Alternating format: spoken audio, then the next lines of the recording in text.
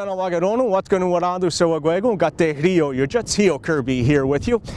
Once again, a wonderful morning in Kahnawake and a great initiative from the community and also from McGill University in the name of Sultana Makridis, who is a PhD candidate and who is doing her thesis here in Kahnawake. Now, one of the things she was so interested in is coming to Kahnawake and doing a study on health and safety here in the community. But of course, this is more international than anything.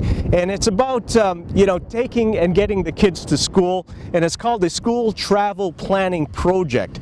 A very interesting interview with her and also Ganyeta Guerrero, who is here as a teacher from Kahnawake. We're going to talk about the health and safety and also how great it is to get those kids out and off the buses and actually walking, biking, running to school, which, by the way, we used to do in the 1970s and 80s. We're not exactly sure where that all changed, but we'll speak with Sultana and she'll let us know exactly how that happened.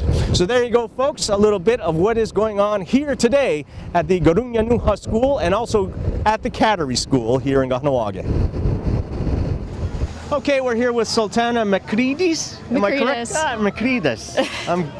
I got it right. Thank you. Anyway, Department of Kinesiology and also Physical Education. That's correct. From McGill University. Yes. And you are working on your thesis, I do believe. Yeah, I'm working on my doctoral thesis under Dr. Enrique Garcia. Now, you came to Kahnawake a few years back. Now, what we're here for, first of all, is more or less community participation, physical health, so on, so forth. Correct. Tell us a little bit about how you got started and you found Kahnawake for this type of Oh, wow. thesis. Well, it's actually through a connection. John Salzberg happened to be doing his thesis under my master's supervisor, and just through connection there and introduction, he's like, oh, you're doing walking school bus stuff in Kingston, and he says, KSDPP may be interested in something like that with the schools. So he asked KSDPP if I could be invited, and then I came in January 2011, and I was introduced to the research team there and the community advisory board. And this isn't just a one-shot deal. I mean, this has been going on for several years. I mean, decades. Right, that's right. Initiative to get kids walking and also in healthy education. Yeah, it's an initiative that actually started in Denmark in the 70s because of the high mortality rate from pedestrian accidents. And then since then it grew and it became an international sensation, and Canada picked it up in Toronto in '96, and that is now the Active and Safe Routes to School. And the U.S. is doing it as well, called Safe Routes to School. So schools across Canada right now and across the U.S. are also participating in International Walk to School Week. Now, are we hoping to have this, continue? I mean, like I said, not a one-shot deal. You're hoping that this will actually catch fire. Yeah, I think it will. Most schools are taking on the action plans that involve, different things. Like you saw, there's some of the teachers have handheld stop signs. That was one of the actions, get those. And the walking school bus was the big thing. So because of a lot of kids, they were concerned, they do live outside of the walkable distance. So how do we include them so that they don't feel left out? So they came up with this idea of having the bus drop off here, and it's equal distance to each school. And people sometimes are just they're living further, or there's a fear of whatever concern it is out there right now. But the idea is to get kids to walk to school in groups. The idea of a walking school bus so that kids can walk together in groups of 3, 4, 5, 10 even. Safety in numbers. Yeah, safety in numbers. All right, we're back, and here with Ganyeta Guerrero from Garunyanuha School. He's the computer teacher here, and boy, first of all, that's a prime job. I'm enjoying myself. Third year here.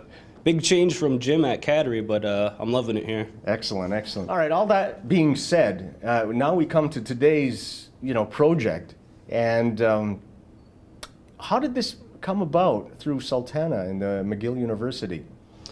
Well, from what we know when it was presented to us, she was writing her thesis. She wanted to know walking routes, and basically that question, why aren't students walking to school anymore?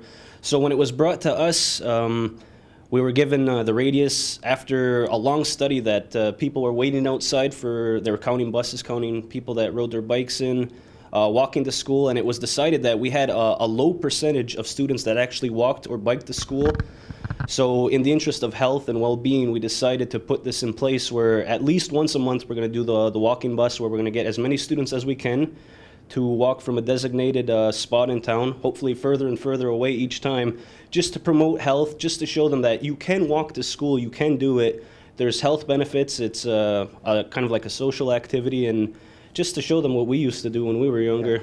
And of course, when we walked to school, we did walk in bunches. I mean, we never really walked alone. And I think that may have been a parent's concern somewhere along the line when it came to safety. Of course, with, mass media out there, I mean, an incident can take place and all of a sudden a parent feels unsafe for their child and wants to protect them. Was that part of a talking point for parents to say, like, I'd rather have my child get on the bus and I be think, safe? yeah, I agree what you were saying. It's really a safety issue, and we want to show parents that it is still safe for your children to walk to school. We're walking with them. There's always safety in numbers, not the scary one saying, like, don't walk to school, but definitely the community's opened up more to visitors, but we're still saying we're promoting it as health. It's safe in numbers, and the walking bus, there's always 6 to 7 adults, so we highly recommend allowing your child to come out and walk to school with us. And a final question, insofar as about car safety and the what do you call that? The American stop? Is that what we call it? The rolling stop? The rolling Yeah. stop. Of course, right here in Garunyanuha, right out front, I mean, we have so many stop signs. And, there was a bit of a study, and they did take some statistics in regards to that. Boy, I'm telling you, not only non-natives, and we don't want to politicize any of this, but I mean, it also entails the community about not actually stopping at that stop sign when we know that there's students in the area. Yeah, just to play off what you said, I agree 100%. I know that, everyone's busy, you got to get to your next stop, but it's 3 seconds, guys. Please stop. It's your children, it's our children, it's the community's children. Stop for 3 seconds, take a look. It means the world to everyone. And one other thing, no texting. Yes, don't text and drive. And there you go. Thanks a lot.